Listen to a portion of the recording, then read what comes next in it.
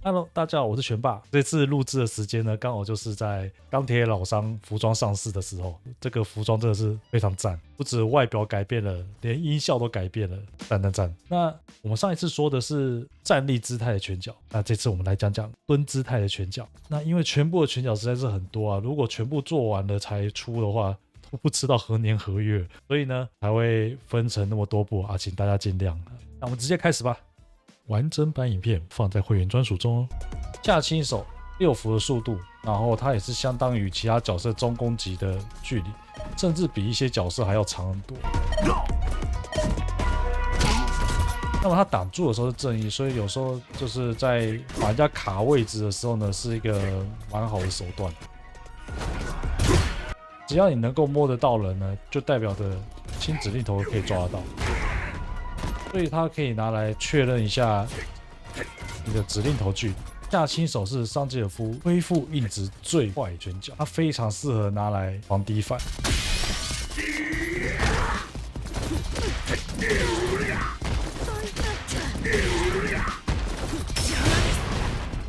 同时它也可以拿来防一些10伏以上的无敌。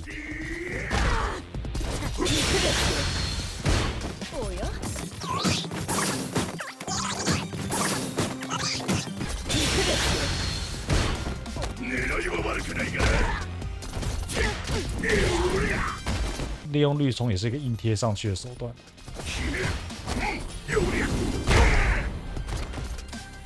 但如果打到康的话呢，记得可以接连段。那平时立回的时候呢，如果打到康可以接战轻脚。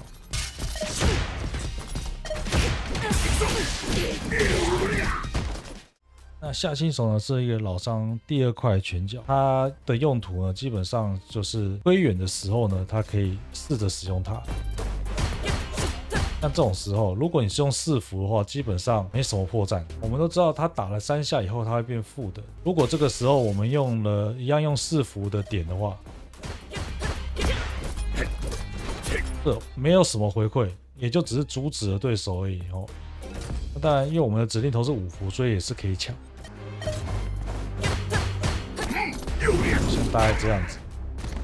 不过这边算是一个角色对策部分啦，因为遇到欠咪的话呢，有时候你真的用抓的，他也会做这种事情，甚至他也会后，所以说显得这个指令头其实风险很大。但是我们用下轻脚又没办法给他惩罚，那指令头又怕风险，那怎么办呢？这个时候下轻手就是不错的选择。当然有一些角色呢，可能下轻手也没有办法，这是视角色而定的。但是欠咪的话，用下轻手是可以的。好，这样子就可以阻止了。如果他是用他的话呢？等于说这个地方我们点回去都可以阻止它，而且风险很小。那下轻手点到的话可以干嘛呢？因为下轻手是可以取消，所以我们可以带绿冲。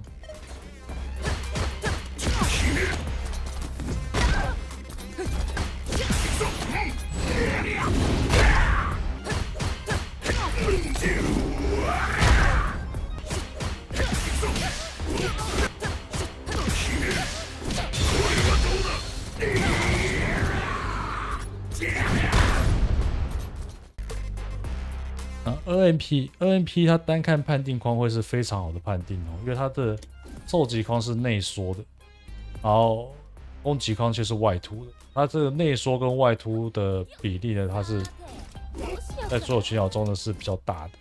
很尴尬的是，它的下中手其实是比下轻手还短的哦，所以它比较适合在插合的部分。它这个比较短的话，就是放在比较后面一点。就是往前去突人家，然后再往后插合，大概就是这样的感觉。推远的时候可以用来插合，跟之前讲的就是主动推远，然后再去点一下，这个不太一样。他基本上是故意放手给对方动了以后再攻，这样会打到比较痛的伤害。那或者是在立回的时候呢，插合对手，这样子可以打出破3000的伤害。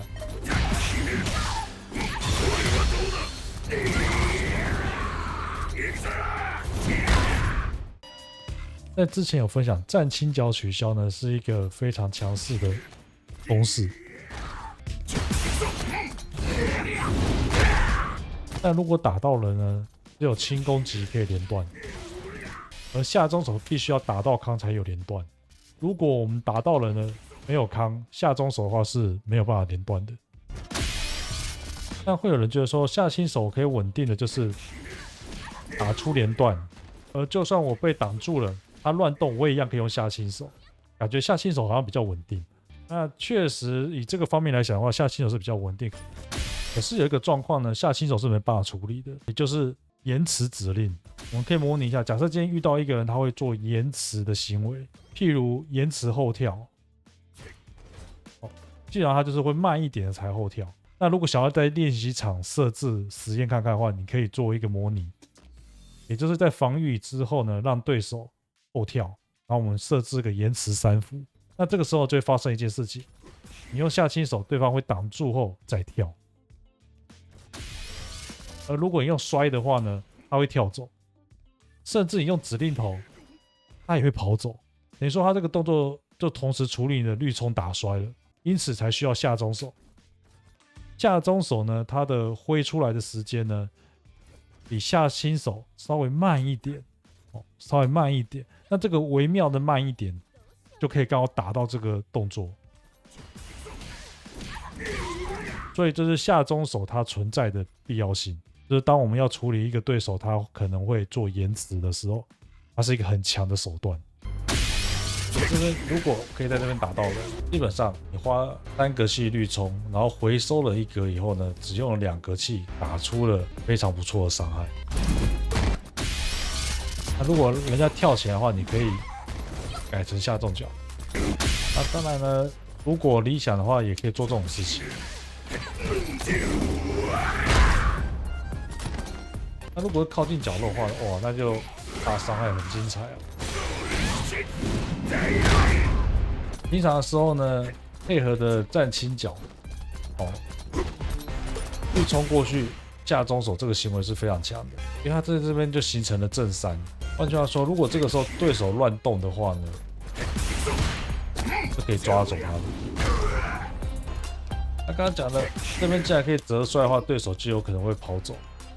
所以说呢，这边刚好3MP 是可以阻止对手跑走。就算他这样子降杀，往往也是我们有利。那详细有利多少伏呢？就看不同的拳脚，所以这个就比较杂一点。但是基本上都是我们有利的。下重手，那他虽然动作看起来往上挥，所以他确实是有打空中的判定。但事实上，在实战中的使用呢，其实大部分的时候呢，是因为它太慢，所以更多是这样子，在攻防间突然间让一跳，你再用这个绝对来不及，因为它对空的效能其实很差，差在太慢了，不是它的判定不好，而且判定非常的好，但是太慢，再加上刚刚也讲的，它会往前移动，所以很容易又错位，是一个不好掌控的拳脚。因此呢，大部分的时候呢是拿来做却反居多啊，做一些下重脚，像这样子。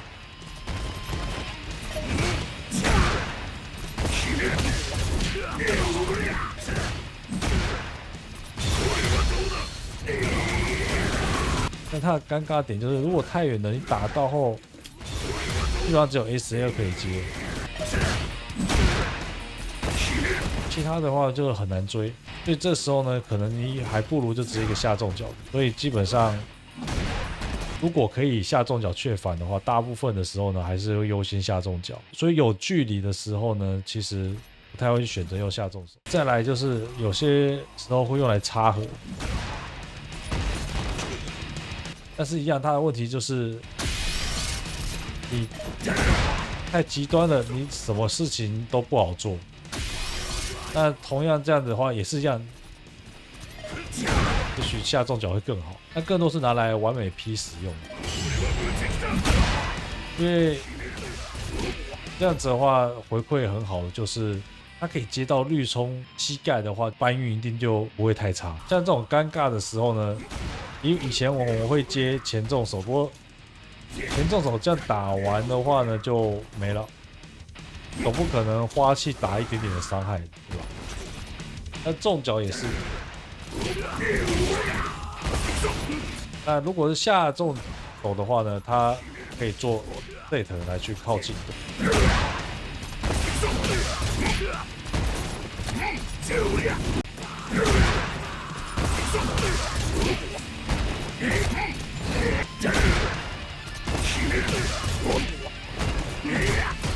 不只有搬运，然后又可以方便压制，所以它通常都拿来完美配的雀帆选择。但是打垂直跳呢，效果还 OK。那它是比较偏向，就是你在压制敌人完以后，这种贴身情况下，它跳可以稍微推远这种尴尬的位置，对方跳的时候你 PVP 也很尴尬。所以在这个时候，如果你是刚好蹲姿的时候呢，这个可以试着使用。下倾角，下倾角是老伤唯一的四伏拳脚。那它也是全角色最远的四伏。有一些角色呢，就算他们用了通常最远的战轻手或战轻脚，也没有老伤的下倾角远。那它的优点呢是下段攻击，缺点呢也是它是下段攻击，导致有些轻点速点的对策呢是老伤没办法使用。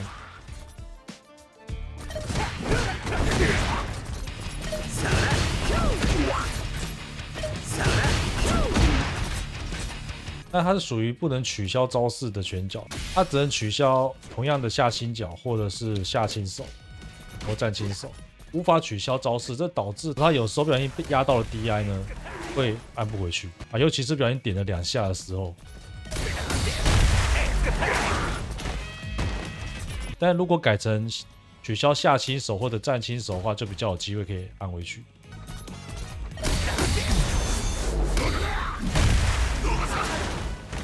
战轻手或者战轻脚取消下倾脚是联防，这是一个很重要的用法，因为当我们没有确认的时候就要硬上时，它可以避免被凹。因为如果是有练习过对策的玩家呢，他们会盯着你老伤的取消，你只要有一取消呢，他们就凹。但是如果是战轻手跟战轻脚取消下倾脚，他们会凹不出来。但下倾手就不可以用，还是会被凹出来。虽然说下倾脚可以保证你可以贴进去一次，但是对手也有可能是挡住了以后才凹，甚至有可能对手完全不讲理的，他被打到了照样凹，也有可能。但如果你遇到的是经典的蓄力角色，那基本上就没这问题，因为他基本上他只有凹一次的机会，他要么就是笃定的在你打完以后再凹。不然的话，只要他在这边凹就会被打，然后他的蓄力就被破坏了。也就是说，一旦他被打到的话呢，基本上都可以断定说他刚刚凹失败了，所以他的蓄力被破坏，那你老伤就可以继续进攻了，他不会再有凹了。但是如果你遇到的是现代玩家的话，这个攻略就不适用了，因为现代玩家他不需要站起来就可以凹，他可以压得下然后来凹，他完全不需要站起来，所以就算他没凹出来也不会被打。然后也不会破坏掉他的蓄力。下中脚，下中脚是现代模式没有的拳脚，那好像据我所知，应该是现代老伤们他们最希望可以有的拳脚。它是拳脚是下中脚第4名场的。那这个拳脚色是到毒蛇为止的版本。那很直观的，它可以破坏对手的走路，让对方走的不舒服。那逆回时，如果你可以打到插合的话呢，它可以接战轻脚，但其实不容易啊，因为要很近，比较少会有恶意为了插合而走到那么近。因为如果都走到那么近了，何不改其他拳脚插合，回馈会更好。如果你是绿冲打到人的话，那你也可以接战轻脚，当然最好是可以接到插合，伤害比较够。绿冲下中脚呢，被挡住是加2折。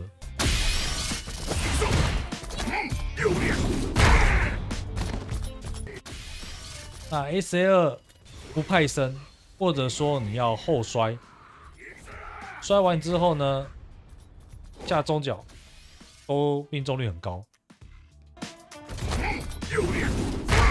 那当你比较远的时候，也可以考虑用下中脚来压起身。那下中脚有一个缺陷，就是它如果在绿冲的时候呢，不管是拳脚取消或者裸绿冲，它是没办法打到已经跳的对手。然后这种时间输入，你有按其他的拳脚都有可能可以到，唯独这个下中脚不容易打到已经跳起来的对手，或者是脚已经浮空的对手。像我们绿冲如果要强折的话呢，你用下中脚是很容易让对手逃掉。所以这是稳固一点的话，还是下中手。但是遇到一些很喜欢后走的人或很依赖后走的人呢，这种下中脚就很好用。同样呢，它跟站中脚有一个情况，就是在老伤变胖以后呢，这个下中脚的出现频率也会开始变高。下中脚，它是很多时候呢压起身的选择，但是呢，它很怕 DI。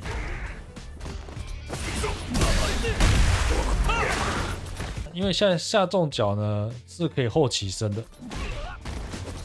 所以在压制上面呢就会变成很依赖要用预冲追。那在这部分呢，就是回馈就没有像以前那么好，但是还是很好用，因为毕竟只是一个绿冲呢就可以继续压制。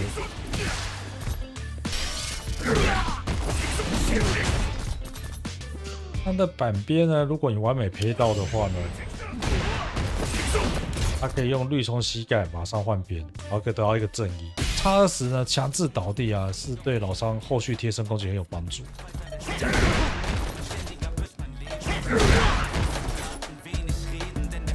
那对于有一些类型的垂直攻击呢，就可以用来确反。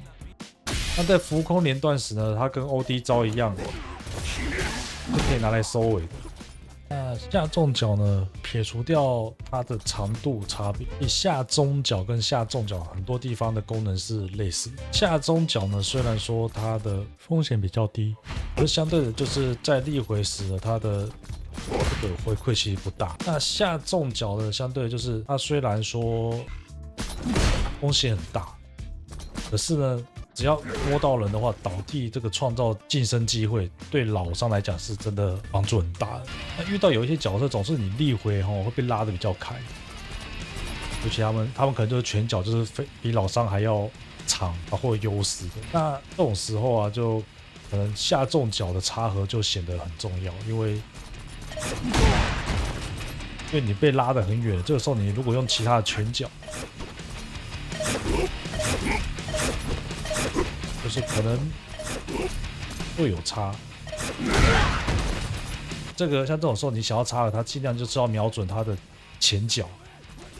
那这种距离上面，你如果要打它拳脚的话，就会发现到下中脚、站中脚也就这样子，那你会继续一样在被它力回痛苦。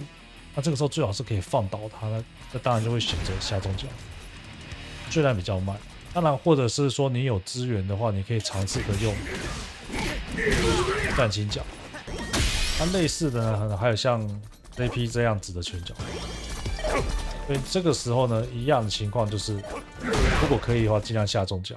那最极端的，当然就是我们的R3啦。虽然说它重攻击离我们离得很远，可是一旦它不小心一挥空，被我们就靠近了。而且还是有力的，非常简单的就打摔折，就压制它了。不管你插合要选择什么，如果你下重脚能够插合到，保证绝对会是有回馈的，而且是很节省资源的，就靠近它。再来是，如果站中手啊，你可以摸得到尖端的话，像这个最尖端，有些角色呢，他的下重脚会踢不回来。当然，你也不一定靠绿冲。